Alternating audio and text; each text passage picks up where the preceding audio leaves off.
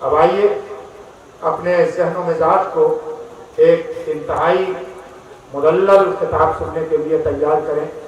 ایک ایسی شخصیت جو درجنوں کتابوں کے مصنف ہونے کے ساتھ ساتھ ماہنامہ اشرفیہ کے مدیر ہونے کا اعزاز انہیں ایک لمبے وقت سے حاصل ہے.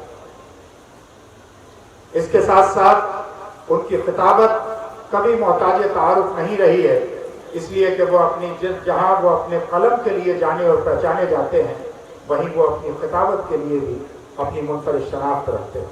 میں بڑے ادب اور احترام کے ساتھ جامعہ اشرفیہ مبارک پور سے تشریف لائے ہوئے وہاں کے استاذ ماہنامہ اشرفیہ کے ایڈیٹر حضرت علامہ مولانا مبارک حسین مصباحی صاحب سے گزارش کر رہا ہوں کہ وہ تشریف لائیں اور اپنی خطابت کی سحرکاریوں سے ہمارے سامعین کو نوازیں. ان دو مصروں کے ساتھ آپ کا ویلکم کرتا ہوں کہ میں نے آواز تمہیں دی ہے بڑے ناز کے ساتھ، تم بھی آواز ملا دو میری آواز کے ساتھ. حضرت مولانا مبارک حسین صاحب. حضرت علامہ قاری جلال الدین ناظم اعلیٰ الجامعۃ الاسلامیہ رماہی،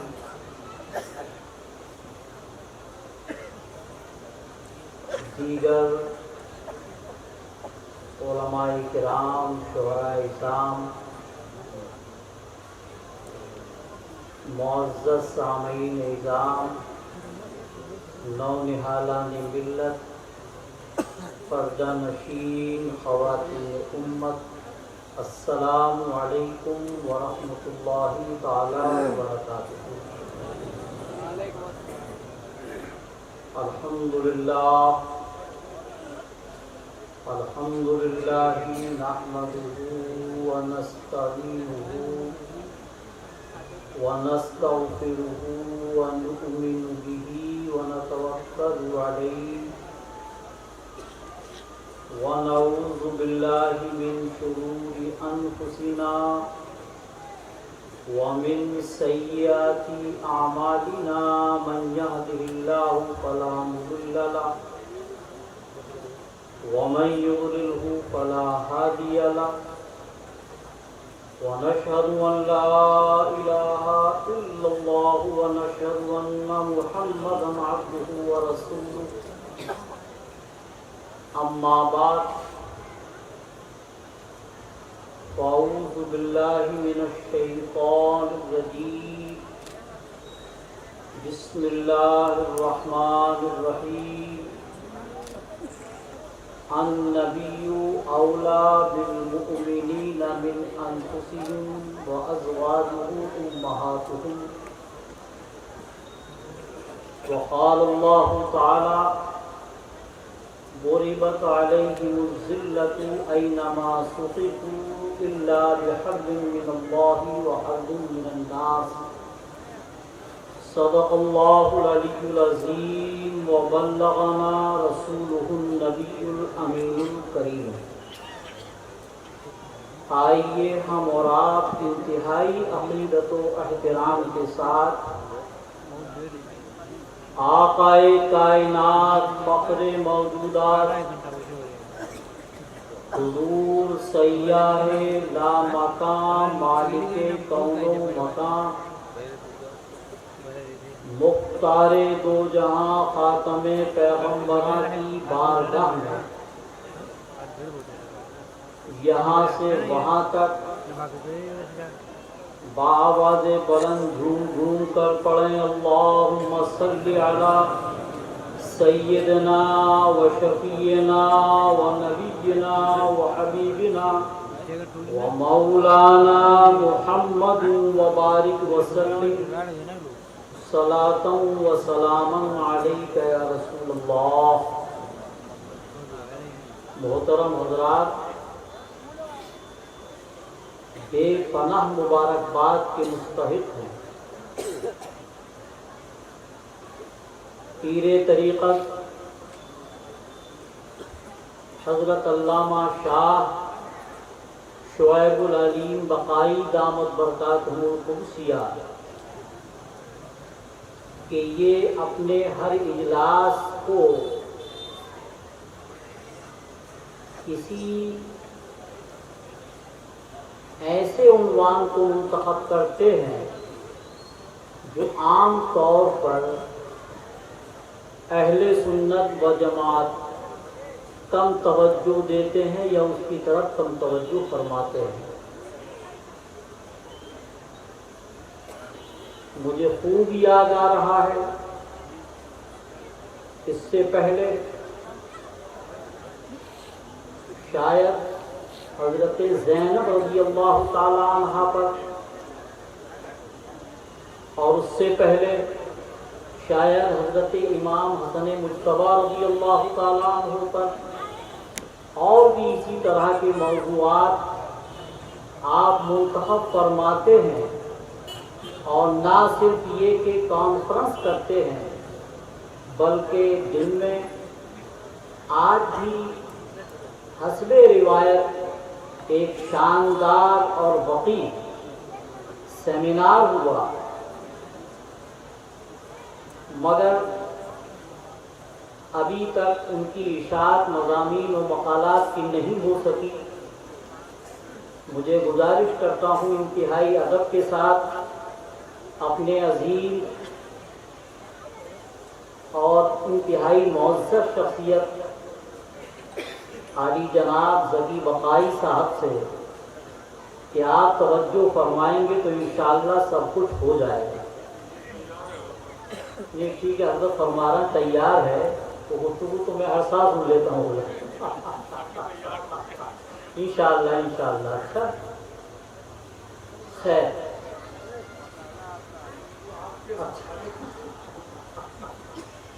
بہرحال میں عرض کرنے کا مقصد یہ ہے کہ ایک تو میں نے آیت کریمہ کی تلاوت کا شرف حاصل کیا امہات المومنین کے تعلق سے، اور دوسری آیت کریمہ جس میں اللہ تعالیٰ نے یہودیوں کے تعلق سے ذکر کیا ہے، اور انشاءاللہ میں اس پر بھی کچھ دیر روشنی ڈالنے کی کوشش کروں گا. آپ کو معلوم ہونا چاہیے پروردگار عالم قرآن عظیم میں ارشاد فرماتا ہے النبی اولا بالمؤمنین من انفسہم، نبی مومنوں کی جان سے بھی زیادہ قریب ہیں، اور ان کی جو اہلیات ہیں وہ تمام مسلمانوں کی مائیں ہیں. اب ذرا غور کریں آپ، میرے آقا کی اہلیات کی تعداد کتنی تھی؟ روایتوں میں، بعض روایتوں میں آتا ہے کہ میرے آقا نے 15 نکاح فرمائے تھے، بعض روایتوں میں آتا ہے کہ 13 نکاح فرمائے تھے. اکثر روایتوں میں یہ آتا ہے، اور یہی اسی پر متفقہ فیصلہ بھی ہے، کہ میرے آقا نبی کریم صلی اللہ تعالی علیہ وسلم نے 11 نکاح فرمائے تھے. اب آپ ذرا غور فرمائیں، یہاں پر آپ دنیا میں کسی بھی انسان کو دیکھیں، ایک انسان اپنا نکاح کرتا ہے، اس کے بچے جو ہوتے ہیں وہ اس کی بیوی، ان کے بچوں کی ماں ہوتی ہے. ماں کا مقام کتنا بلند ہوتا ہے آپ خوب جانتے ہیں کہ پوری امت مسلمہ جس نے کلمہ طیبہ پڑھا ہے، نبی کی جتنی بھی اہلیات ہیں سب کی مائیں ہیں. کیا مطلب؟ ایک ماں کا جو ادب و احترام ہوتا ہے وہ ہر انسان اور ہر بندہ مومن پر ضروری اور لازم ہے. دنیا میں یہ ضابطہ کہ بیٹوں اور اولاد کے علاوہ بھی دیگروں کی وہ ماں ہو، ایسا ہم کو کہیں نظر نہیں آتا. اب ذرا غور کریں وہ لوگ جو اپنے آپ سے کہتے ہیں کہ وہ بڑے بھائی ہیں اور ہم چھوٹے بھائی. کیا چھوٹے اور بڑے بھائی ہونے کا فرق ہے؟ اور ایسی ایک دو مثالیں نہیں بلکہ بے شمار خصوصیات میرے آقا کی وہ ہے جو اللہ تعالیٰ نے نبی کی امتیوں کو عطا نہیں فرمائی۔ کیا مطلب ہے مائیں ہونے کا؟ مائیں ہونے کا مطلب یہ ہے یعنی جس طرح ماں کا ادب و احترام کیا جاتا ہے اسی طرح ایک بندہ مومن کو اپنی نبی کی اہلیات کا ادب و احترام کرنا چاہیے، مگر نبی کریم صلی اللہ تعالی علیہ وسلم کے وصال کے بعد کسی بھی بندہ مومن کو ان کی کسی اہلیہ اور کسی ام المومنین سے نکاح کرنے کی اجازت نہیں ہے۔ جی علامہ صاحب، ڈاکٹر صاحب، کسی کو بھی اجازت نہیں ہے۔ کیا مطلب؟ اللہ تعالیٰ نے ان کو ماں بھی بنایا، اور ماں ہونے کا مطلب یہ ہے کہ جس طرح ایک ماں کا ادب و احترام کیا جاتا ہے اسی طرح ایک نبی کی اہلیہ ام المومنین کا احترام بھی ہر بندہ مومن پر لازم اور ضروری ہے، مگر مطلب یہ نہیں ہے کہ آپ بے پردہ ان کو دیکھیں، اس کی اجازت کسی کو نہیں ہے۔ اور آقا کے وصال کے بعد نبی کی کسی اہلیہ سے کسی بندے مومن کو نکاح کرنے کی اجازت شرعی طور پر نہیں ہے، یہ حرام ہے، قطعاً حرام۔ اب آپ ذرا اس نقطے پر غور کریں کہ اللہ تعالیٰ نے اپنے نبی کی اہلیات کو پوری امت کی مائیں قرار دیا۔ اب ذرا غور کریں آپ، پوری دنیا کے مسلمانوں کے لیے اگر عدل و انصاف کے ساتھ وہ کام کرتا ہے تو ضرورت کے مطابق بیک وقت 4 نکاح کرنا جائز ہے۔ ایک مرد کے یہاں بیک وقت 4 اہلیات رہ سکتی ہیں، مگر شرط یہ ہے کہ سب کے ساتھ عدل و انصاف کریں۔ ذرا غور کرو میرے آقا کے لیے کیا حکم ہے اللہ تعالیٰ۔ آقا کے لیے 4 کی اجازت ہی نہیں ہے، بلکہ اللہ تعالیٰ نے باضابطہ قرآن عظیم میں ارشاد فرمایا ہے، اے محبوب جتنی چاہو آپ عورتوں جتنی عورتوں سے چاہو نکاح کر سکتے ہو۔ آپ کو اس کی بندش نہیں ہے کہ آپ 11 سے یا 12 ہی سے نکاح کریں گے، بلکہ آپ جتنی عورتوں سے چاہو نکاح کر سکتے ہو۔ اب آپ ذرا غور کریں، آج ہم پر اعتراض کیا جاتا ہے کہ یہ مسلمان 4 اہلیات کو اپنی یہاں کیوں رکھتے ہیں؟ دراصل وجہ یہ ہے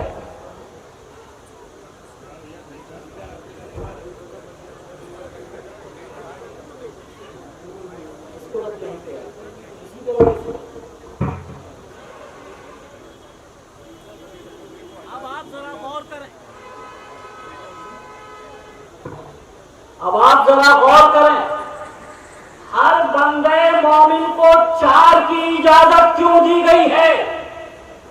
میں کسی کا نام لیے بغیر کہتا ہوں، دوسرے مذاہب کے اندر بھی ہے اور ہمارے انڈیا اور ہندوستان کے اندر بھی ہے کہ ایک انسان اگر ایک سے نکاح کرتا ہے مگر اپنی دولت، اقتدار اور سیاست کی بنیاد پر کتنی عورتوں سے زناکاری اور بدکاری کرتا ہوا نظر آتا ہے، یہ مجھے بتانے کی ضرورت نہیں۔ اللہ تعالیٰ نے دنیا کا جو نظام رکھا ہے اور جتنی بڑی تعداد میں اللہ تعالیٰ نے خواتین کو پیدا کیا ہے، یہ بہت ضروری تھا کہ کم سے کم 4 کی اجازت ایک بندہ مومن کو دے دی جائے۔ اور یہ تو ہمارے یہاں دوسری قوموں کے اثرات ہیں جو ہمارے یہاں اس کو ایک عیب سمجھا جاتا ہے کہ دوسری سوگر کو لایا جائے۔ یہ ہمارے یہاں کی یہ صورت حال ہے، اس پہ دوسرے مذاہب والوں کا اثر پڑ گیا ہے، ورنہ آپ بھی دبئی میں دیکھ لو، آپ بھی کویت میں دیکھ لو، آپ بھی سعودی عرب کے اندر دیکھ لو، آپ بھی عالم عرب کے اندر دیکھو، پہلی بیوی اپنی سے زیادہ خوبصورت دوسری بیوی کی تلاش کر کے لاتی۔ اس کی وجہ کیا ہے؟ یہ سچائی ہے۔ وجہ کیا ہے؟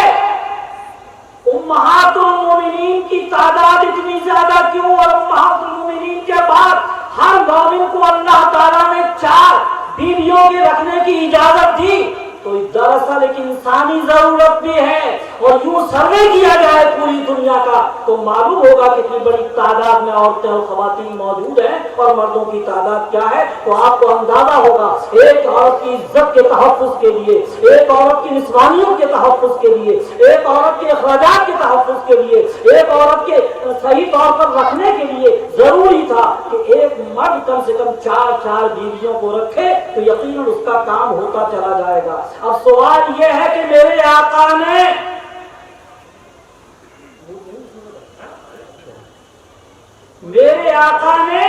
کے بارے میں کہا یہ جاتا ہے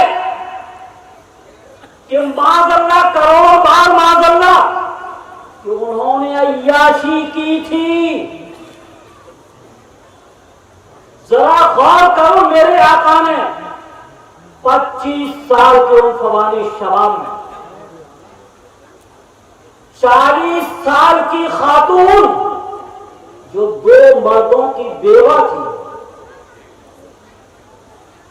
میرے آقا اس وقت جس سے چاہتے شادی کر سکتے تھے، وہ حسن و جمال کے پیکر تھے، اخلاق کریمانہ کے حامل تھے، جن کی عظمتوں کے سکے، جن کی صداقت اور امانت کے ہر طرف چرچے تھے۔ کیا وجہ تھی کہ میرے آقا نے حضرت خدیجہ الکبریٰ سے نکاح فرمایا، جبکہ 2 شوہر ان کے دنیا سے جا چکے تھے، 2 کی وہ بیوہ تھی، اور 25 سال تک میرے آقا نے جب تک ام المومنین خدیجہ الکبریٰ میرے آقا کے نکاح میں رہی، میرے آقا نے دوسرا نکاح نہیں فرمایا۔ اب بتاؤ 50 سال کی عمر میں اگر میرے آقا نکاح دوسرا فرماتے ہیں تو اس میں کون سی عیاشی کی بات؟ اس کے بعد ہی آپ نے دوسرے نکاح فرمائے، وہ تعداد 11 ہو یا 13، میں اس میں بحث میں نہیں پڑھنا چاہتا، بتانا یہ چاہتا ہوں کہ اللہ تعالیٰ کی جانب سے کوئی پابندی نہیں تھی، اور تمام دلائل اور شواہد کے ساتھ یہ ثابت کیا گیا ہے میرے آقا نے نکاح اس لیے کروائے تھے کہ تاکہ عورتوں کے وہ مسائل جو عام طور پر دیگر عورتوں کو ڈائریکٹ بتایا نہیں جا سکتا، امہات المومنین جو تھی وہ واقعتاً ان مسائل کو دیگر عورتوں کو بتاتی تھی اور دیگر عورتوں تک اللہ کے رسول کا وہ پیغام پہنچاتی تھی۔ گویا کہ میرے آقا نے اتنی زیادہ عورتوں سے نکاح کرنے کے بعد دعوت و تبلیغ کا ایک اہم فریضہ انجام دیا ہے، اور یقیناً میرے آقا کا فیضان کل بھی تھا، آج بھی، اور انشاءاللہ ہمیشہ رہے گا۔ اب میں بہت تفصیل میں نہیں جانا چاہتا، اب بتانا یہ چاہتا ہوں کہ آج ہمارے ڈاکٹر حفیظ الرحمان صاحب نے ابھی ماشاءاللہ بہت خوبصورت گفتگو فرمائی، اس میں کوئی کسی مبالغے کی ضرورت نہیں ہے۔ اب آپ ذرا غور کریں کہ آج کیا ہو رہا ہے فلسطین کی سرزمین پر، کیا ہو رہا ہے بیت المقدس کے اندر، کیا ہو رہا ہے مسجد اقصی کے اندر، کس طرح بچوں کو ذبح کیا جا رہا ہے، کس طرح عورتوں کی عزتوں کو عصمتوں کو لوٹا جا رہا ہے، ان کو قتل و غارت گری کی منظروں سے گزارا جا رہا ہے، کس طرح بوڑھوں اور بیماروں کو تباہ و برباد کیا جا رہا ہے۔ آج غزہ پٹی کی تاریخ اٹھا کر کے حقائق ہے نگاہوں کے سامنے۔ اب ذرا سنو کہ کیا ہے بیت، کیا ہے مسجد اقصی۔ ایک صحابی نے اللہ کے رسول کی بارگاہ میں سوال کیا، یا رسول اللہ، دنیا میں سب سے پہلی مسجد کون سی بنی ہے؟ میرے آقا نے ارشاد فرمایا مسجد حرام۔ انہوں نے پھر سوال کیا، یا رسول اللہ، اس کے بعد کون سی مسجد بنی؟ میرے آقا نے ارشاد فرمایا مسجد اقصی۔ انہوں نے پھر سوال کیا کہ دونوں مسجدوں کے درمیان کا فاصلہ کتنا ہے؟ میرے آقا نے فرمایا 40 سال۔ اب بتاؤ کب بنی تھی مسجد حرام اور کب بنی تھی مسجد اقصی، اور میرے آقا کا ارشاد گرامی ہے کہ مسجد حرام میں اگر انسان ایک نیکی کرتا ہے تو اللہ تعالیٰ 1,00,000 نیکیوں کا ثواب عطا فرماتا ہے۔ مسجد اقصی میں اگر کوئی بندہ مومن ایک نیکی کرتا ہے تو اللہ تعالیٰ 50,000 نیکیوں کا ثواب عطا فرماتا ہے۔ اور آقا ہی کا ارشاد گرامی ہے کہ مسجد نبوی میں بھی 50,000 نیکیوں کا ثواب عطا فرماتا ہے۔ کتنا بلند مقام ہے مسجد حرام کا، مسجد اقصی کا اور مسجد نبوی کا۔ کب کی تاریخ اٹھا کر کے دیکھو تو اندازہ ہوگا، بے شمار انبیاء کرام، کم و بیش 1,24,000 انبیاء کرام تو کہے اور لکھے بتائے جاتے ہیں۔ اکثر انبیاء کرام وہ ہیں کہ جو ان علاقوں میں پیدا ہوئے اور آج بھی ان کے مزارات اسی فلسطین کی سرزمین پر بیت المقدس کے اندر اور مسجد اقصی کے قرب و جوار میں موجود ہیں۔ آپ کو معلوم ہونا چاہیے ہماری عقیدتوں کا خون ہو رہا ہے وہاں پر، ہماری محبتوں کا خون ہو رہا ہے۔ آپ ذرا غور کریں کیا ہو گیا ہے ان عرب ممالک کو، کیا ہو گیا ہے ان کے حوصلوں کو، کیا ہو گیا ہے ان کی قوتوں کو، کیا ہو گیا ہے ان کی طاقتوں کو۔ وہ کیوں بڑے بڑے اعلان کرتے ہیں مگر کوئی اپنی فوج نہیں بھیج رہا ہے فلسطین میں، کوئی اپنی طاقت نہیں بھیج رہا ہے فلسطین میں، کوئی اپنا اسلحہ نہیں بھیج رہا ہے فلسطین میں۔ امریکہ دیکھو پہلے ہی دن سے اس نے اپنی فوجیں بھیج دی، بڑے بڑے طاقتور اسلحہ بھی وہاں بھیجے، اور آج بھی ہے۔ بات کہنے کی حد تک دوسری ہوتی ہے مگر سچائی یہ ہے کہ آج فلسطین کی سرزمین پر بالکل مسلمانوں کا قتل عام کیا جا رہا ہے، عورتوں کا قتل عام کیا جا رہا ہے، بچوں کا قتل عام کیا جا رہا ہے، ظلم و تشدد کی انتہا کی جا رہی ہے۔ کون نہیں جانتا وہ ایک ہاسپٹل جس پر حملہ کیا گیا، 500 سے زیادہ لوگ اس میں شہید ہوئے، جن میں بچوں کی تعداد، عورتوں کی تعداد، مریضوں کی تعداد، بے سہاراؤں کی تعداد، پریشان حال لوگوں کی تعداد تھی۔ اور آج کی تاریخ میں یہ رپورٹ جو آتی ہیں یقیناً اہم ہوتی ہیں مگر ان رپورٹ جانے والے بھی وہی لوگ ہیں۔ کہنے کا مقصد یہ ہے کہ فلسطین کی سرزمین کوئی معمولی سرزمین نہیں ہے، وہاں انبیاء کرام کے مزارات ہیں، ان کے فیض و برکات تھے اور انشاءاللہ رہیں گے۔ اب میں آپ یہ کرنا چاہتا ہوں، سب سے پہلے سیدنا امیر المومنین فاروق اعظم رضی اللہ تعالیٰ عنہ نے مسجد اقصی اور بیت المقدس کو فتح کیا۔ آپ کے زمانے میں بہت زیادہ ممالک کو فتح کیا گیا۔ جب یہ قافلہ تھا حضرت ابو عبیدہ وہاں قیادت فرما رہے تھے، حضرت خالد بن ولید بھی دوسرے قافلے کی قیادت فرما رہے تھے، ملاقات ہوئی تو اب ارادہ یہ تھا کہ بیت المقدس چلا جائے، مسجد اقصی کی جانب جایا جائے یا کسی دوسرے علاقے کی جانب جایا جائے۔ باہم مشورے کے بعد یہ طے ہوا کہ سیدنا فاروق اعظم کے پاس خط لکھا جائے، اور ایک شخص کو خط لے کر بھیجا گیا۔ اس وقت یہ موبائل اور انٹرنیٹ کا دور نہیں تھا، وہ گھوڑے سے گیا اور جانے کے بعد دیر ہو گئی اور اس کے جان پہچان کا کوئی نہیں تھا۔ مسجد حرام میں، مسجد نبوی میں جا کر وہ سو گیا۔ اور جب فاروق اعظم رضی اللہ تعالیٰ عنہ صبح آئے، انہوں نے اذان پڑھی اور اس کے بعد صلاۃ کہی، وہ شخص اٹھ گیا، ان کے پیچھے نماز ادا کی اور اس کے بعد یہ پیغام دیا۔ لوگوں نے اپنے اپنے طور پر مشورے دیے، اور اس کے بعد سیدنا شاہ مولا علی کرم اللہ تعالیٰ وجہ کریم نے ارشاد فرمائے، فاروق اعظم میرے ان کانوں نے سنا ہے، اللہ کے رسول نے ارشاد فرمایا ہے کہ تم نے جو 2 نام دیے ہیں آقا نے فرمایا کہ پہلے بیت المقدس فتح کیا جائے گا، اس کے بعد دوسرے علاقوں کی فتح یابی ہوگی۔ انہوں نے یہ نہیں پوچھا کہ کیسے فرما دیا، خوب جانتے تھے فاروق اعظم بھی اور مولا علی بھی کہ اللہ تعالیٰ نے ان کو غیب عطا فرمایا۔ کسی بھی چیز کو کہنا کا ایک انداز ہوتا ہے، اسی وقت وہاں سے آرڈر جاتا ہے اور وہ فوجیں چلی جاتی ہیں بیت المقدس کی جانب۔ چاروں طرف بڑی بڑی فصیلیں اور دیواریں تھی، چاروں طرف سے حملے ہوتے رہے 4 ماہ تک، اور اس کے بعد اندر سے بھی تیر برسائے جاتے رہے۔ پوزیشن یہ ہوئی کہ اندر کے لوگوں نے جانے کے بعد اپنے مذہبی پیشوا سے جا کر عرض کیا، آقا کب تک یہ ہوتا رہے گا، کب تک اندر ہوتے رہیں گے؟ آپ ان سے معلوم کیجیے آخر ان کا ارادہ کیوں ہے، یہ کیوں حملے کر رہے ہیں؟ ان کا جو مذہبی پیشوا تھا وہ فصیل پر کھڑا ہوتا ہے اور بلاتا ہے کہ آپ کا قائد کون ہے؟ حضرت ابو عبیدہ رضی اللہ تعالیٰ عنہ تشریف لاتے ہیں، کہتے ہیں کہ مقصد آپ کا کیا ہے؟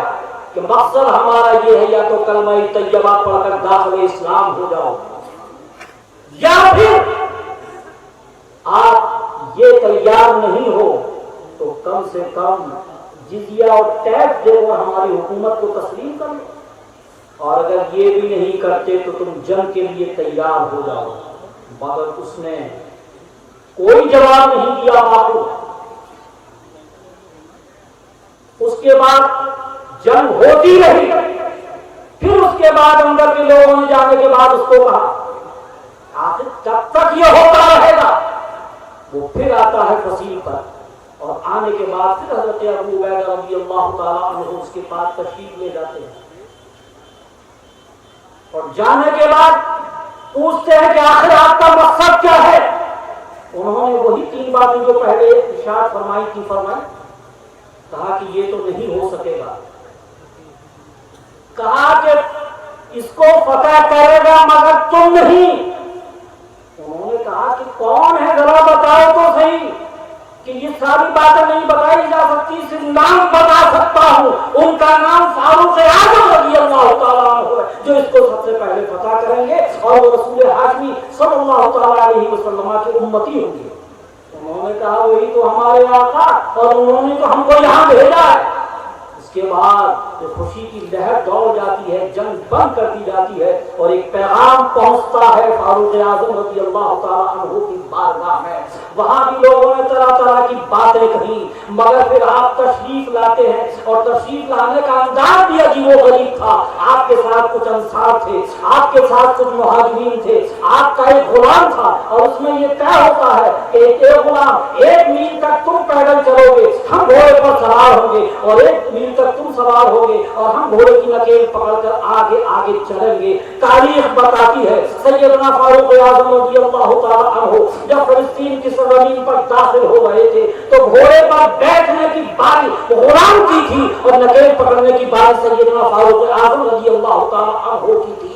اور اس کے بعد انہوں نے ہاتھ جوڑے عرض کیا، اے آقا آپ بیٹھ جائیے، نکیل پکڑ کر ہم کو چلنے دیجیے، ورنہ ایسا نہ ہو کہ دشمن آئے تو ہم ہی کو اپنا آپ کا قائد رہنما سمجھے مسلمانوں کا، کہ نہیں نہیں ایسا نہیں ہوگا، آپ چلو، ہمارے اوپر جو حق ہے ہم اس کو ادا کر رہے ہیں۔ اللہ اکبر۔ اس کے بعد لوگ آئے اور انہوں نے اسی غلام کو آقا سمجھا، مگر اور مسلمانوں نے کہا کہ یہ ہمارے آقا نہیں ہے، جو آقا غلام کی نکیل گھوڑے کی نکیل پکڑ کر آگے چل رہا ہے، یہ ہمارے امیر المومنین ہے۔ اللہ اکبر۔ یہ انداز دیکھا، اور جانے کا انداز بھی کیا عجیب و غریب تھا۔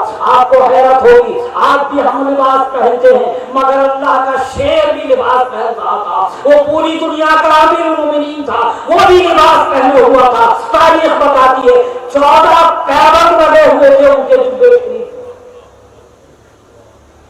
لوگوں نے کہا حضور آپ دشمن کے مقابلے میں جا رہے ہیں اور آپ کے لباس میں 14 پیبند ہیں، وہ کیا سمجھے گا؟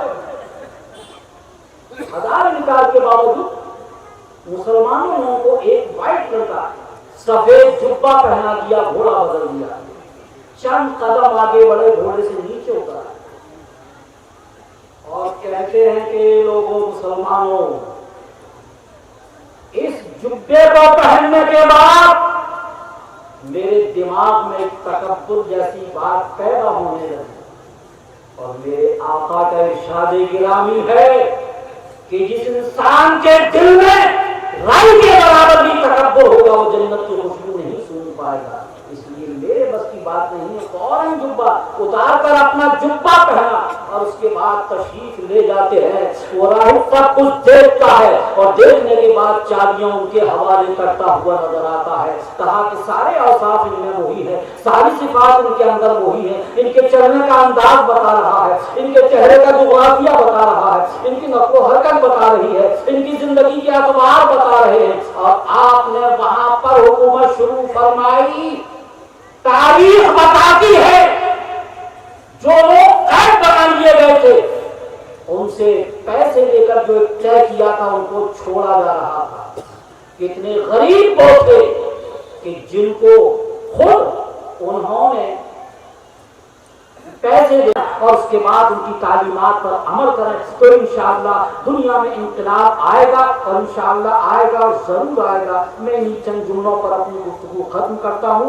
वाखिरु दावाना अल्हम्दुलिल्लाहि रब्बिल आलमीन। अस्सलामु अलैकुम व रहमतुल्लाहि तआला व बरकातुहू।